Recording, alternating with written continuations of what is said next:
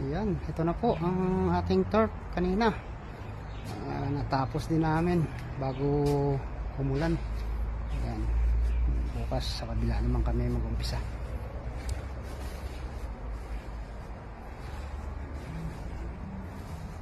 Ayan po, mayroon na po yung kunting buhangin.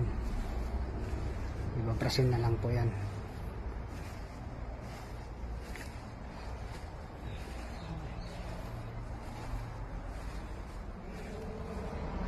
Ayan po, kasama namin o yan. Kasama ko yan sa nagtuturf. Okay na, okay na.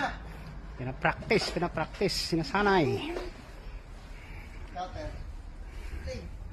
Magiging turf installer na rin yan balang araw. Kaway Brad, gabay Brad, tama ang busy. Saan ko na itong isa?